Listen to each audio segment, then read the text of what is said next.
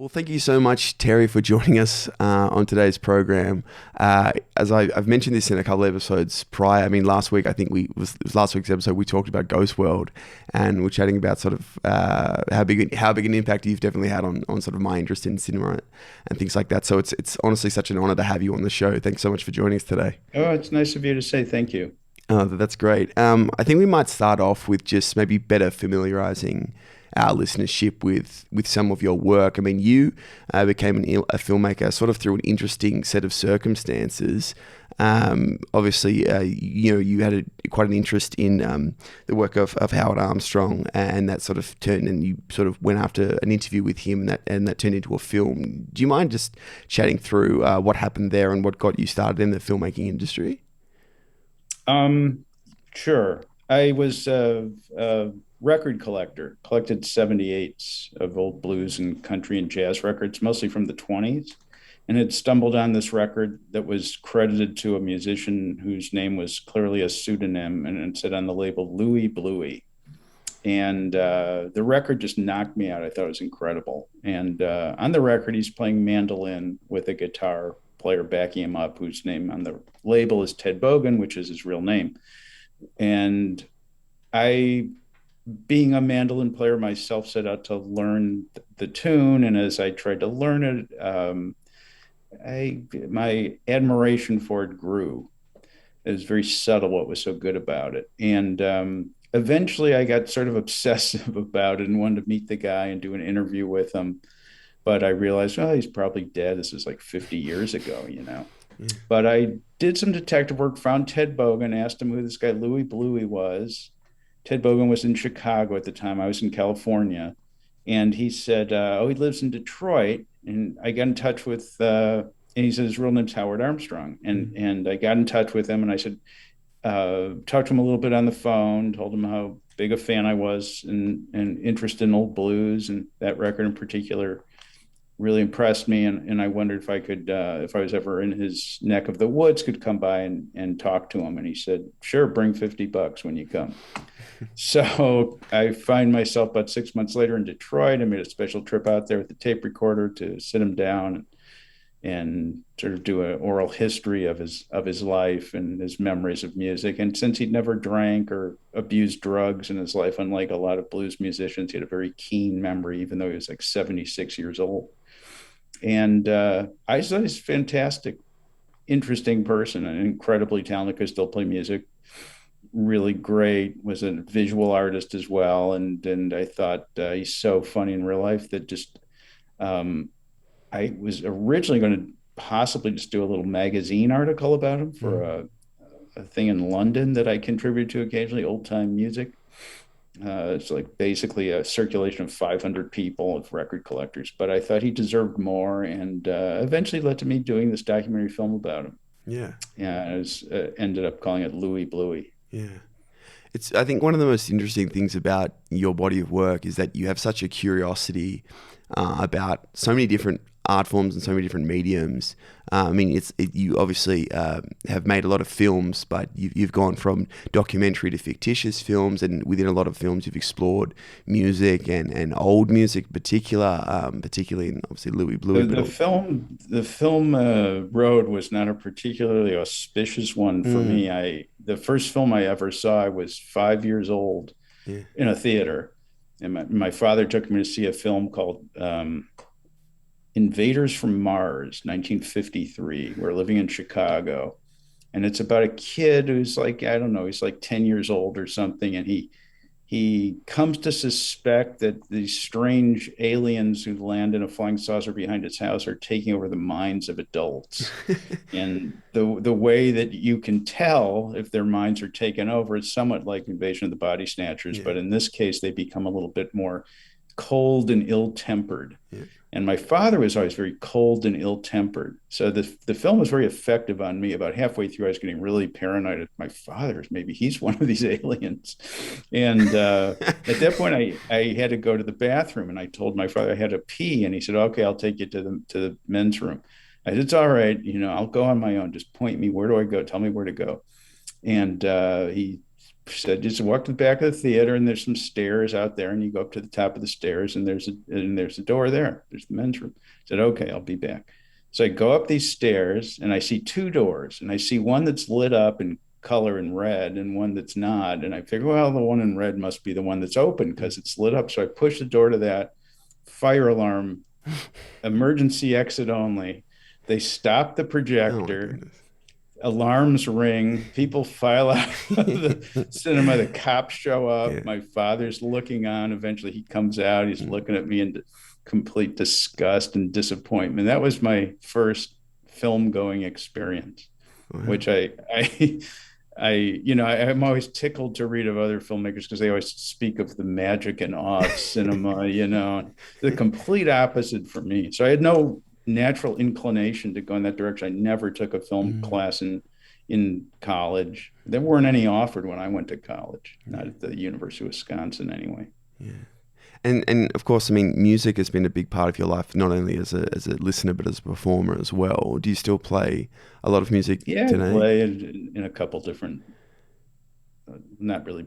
I play with friends at this Yeah. point. We don't perform. I don't like to perform. Yeah. I have with Robert Crumb's band in the past. He had a Mm, band called the Cheap Suit Serenaders, mm, and a few others. But I don't know. Music to me is was always the way into everything. Was really literally like I just my way into my first film. But it continues to be the main thing of interest to me in making a film. yeah. Like I can usually tell.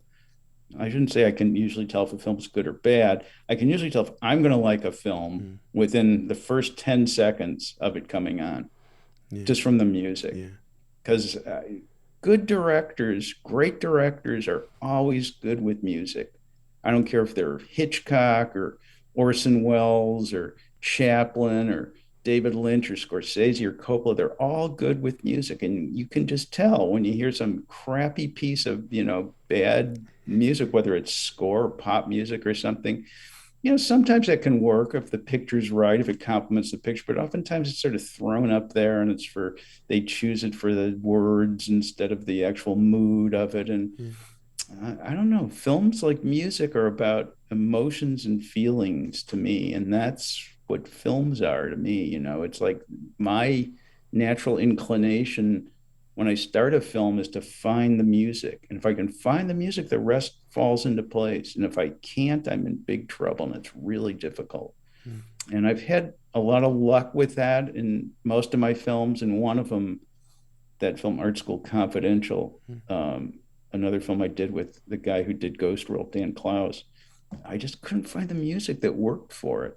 It yeah. was too the way it was directed and written. It was too playful with the genres to fit the music. I don't know. I had trouble, and but I've sort of come to find that that's the most important factor. If I can get that together, then things go pretty smoothly. But the first time that really hit me was seeing the film Doctor Strangelove, Yeah. of just how powerful music could be in a film. Because of course, there's Kubrick and there's everybody else, and he's probably the best as both filmmaker and use of music, in my opinion. And my parents took me to see Doctor Strangelove in 1962, also in a theater in Chicago, which is weird because they rarely took me to a film, maybe five films in my life. Wow. But that was one of them.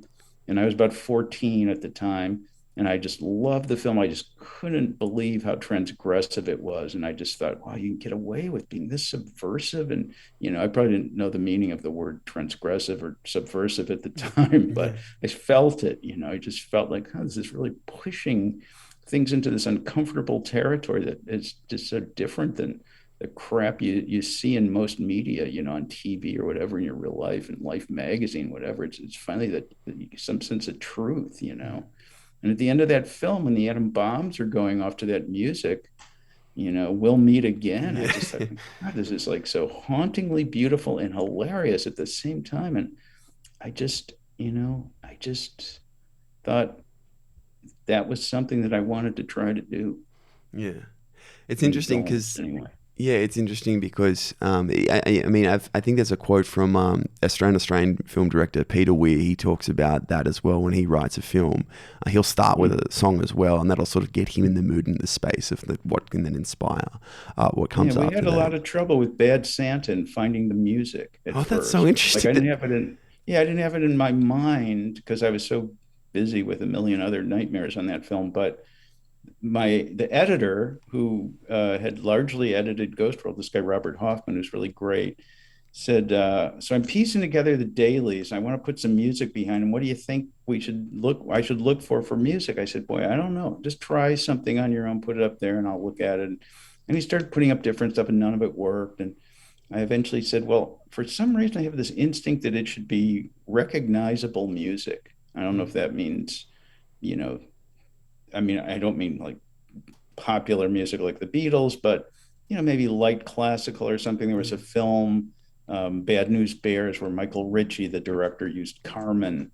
Yeah, And I said, so put up Carmen and see if that even works with this. And he put that up, and it was just like suddenly the whole film worked. yeah, And I said, well, I don't want to steal Carmen. That's this guy's idea. But we did steal a lot of it. And, but we then, that sort of led us to other recognizable pieces of music. And by the time we were done with the film, I went back and I realized every needle drop that I picked in that film, Stanley Kubrick had used in a film, almost all of them.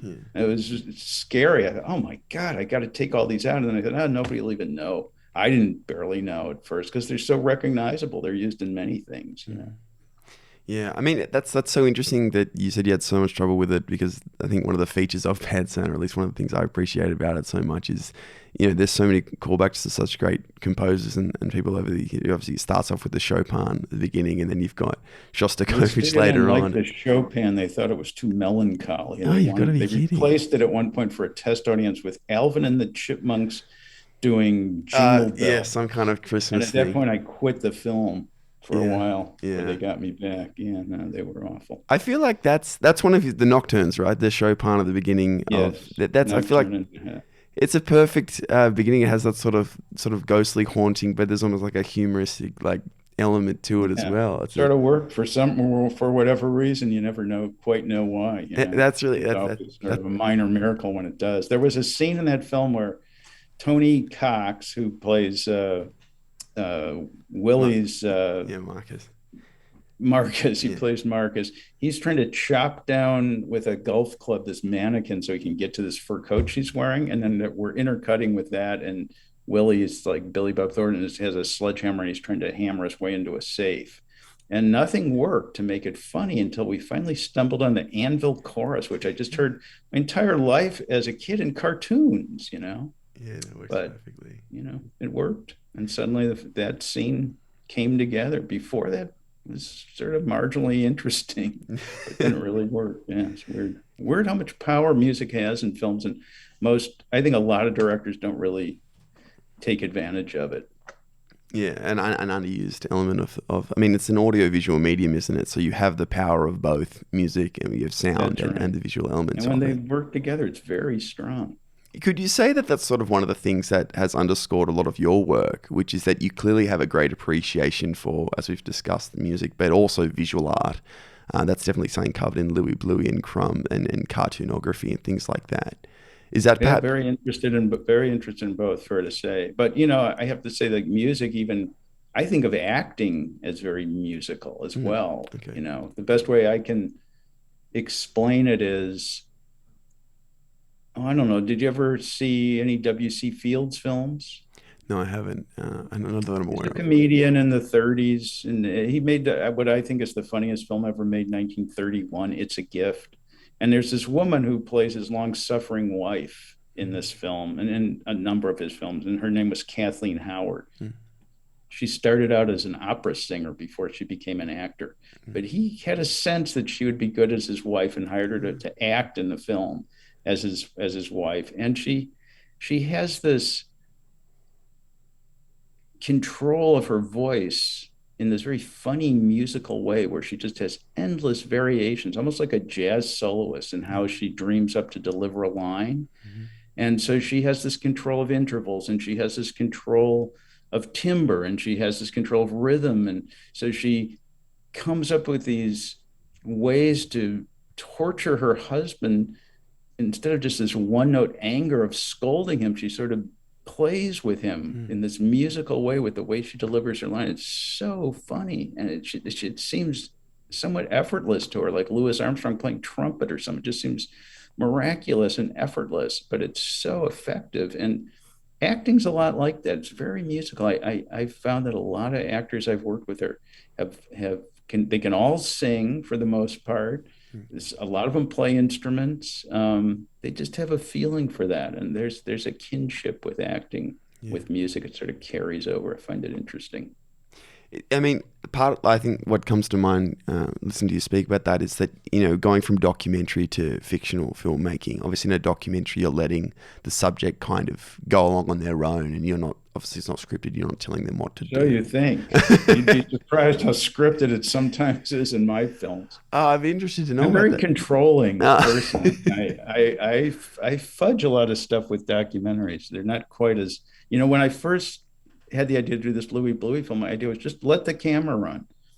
Just like Frederick Wiseman makes films, used to make films, this American documentary filmmaker, really, really good. He just, he'd burn through 100 hours of film a day or whatever a week. And I didn't have that kind of money. So I had to sort of stage things and manipulate things to happen. really? They were often true things that I had seen happen before, but they weren't going to happen unless I sort of nudged it in that direction. Oh, And that's really sometimes I did a little bit more than that that I'm comfortable even talking about now. But I wanted this control. I loved what I liked about film that I discovered once I had a film in a theater was that I'm forcing all these people to sit in this theater in the dark and look at this one spot in front of them and not be distracted. Most people are really distracted, even today, worse than ever with phones and social media, whatever. And just to force them to focus on something that you want them to see and take it in and to control them, that really appealed to me, that control. And so I think I eventually moved actually to features because of that more than anything else. I still right. love documentaries, but features, you can actually get actors and tell them what to do. You can't do that as easily with documentaries. I mean, with the Crumb documentary, I oftentimes would ask Robert Crumb to repeat a line or say, I heard you say this, last week. Could you start by talking about this? And, they're basically actors playing themselves and you're trying to Ah, manipulate them, okay. but some are better at it than others. Yeah. So if you get a real actor, you can do miraculous things. It's incredible. Oh, I see.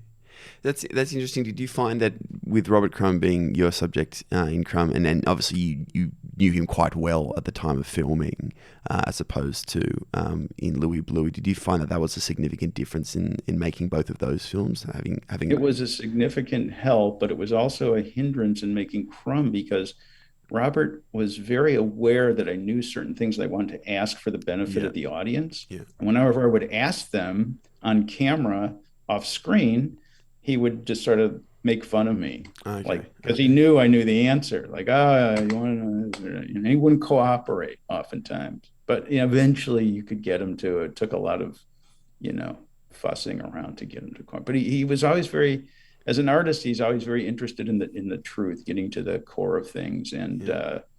I think that was very important to him to not play along with anything that could be conceived as fault. So he wanted to make sure that I was honest with the audience. Well, that seems like it makes sense given the way that he drew. I mean, he was someone that didn't really have a filter on what he did, and he was sort of an Right. unapologetic artist. That was definitely something I was interested in chatting with you about, is his approach to art, and so much of what that film explores are the boundaries of art's purpose and sort of what its role is, and the degree to which it should be somewhat crude or perverse or sexual. Do you think that that's something that has changed over the last couple of decades since you made the film? Do you think that art today has become more sanitized or less sanitized, and whether that's a good or a bad thing? I haven't seen any good art. I haven't seen any good art in years. The last good art I saw was Matisse and Picasso, besides Crumb and a few others. There's a lot of slop out there masquerading as art. That film critic from Time Magazine who's in the Crumb film, Robert Hughes, Yes, yes, yes. now passed on, I think. But I took him aside at one point. We got invited to dinner, and he extended the invitation to me at some very wealthy woman's house, like a billionaire, Yeah, and she had a lot of art on the walls. yeah. And I said, what is with this on the wall over here? It's just like a black square. He said that she paid $4.5 million for that. I said, well, wouldn't you advise her against it as a friend of hers? He says, she can afford it. Yeah. But I said, it's just complete bullshit. Don't you see it? He said, of course I see it. I said, but you're the art critic for Time magazine, He says, well, we got to make a living. I gotta say, there's some shots taken in, especially Art School Confidential, but in Ghost World as well, especially in those art class scenes as well, and questioning sort of the pretentiousness of a lot of those characters is definitely a breath of fresh air. And I think it's potentially something that we are guilty of doing on this show as well. Is it something that has been a personal issue with you, dealing with sort of pretentiousness in the art world, or not necessarily pretentiousness, but people sort of dressing things up as quality when they're not? Yeah, I like to try to, poke holes in it, make it more transparent how obvious the lies are. That sort of stuff really sort of irks me, but not so much anymore. It was very therapeutic for me making films.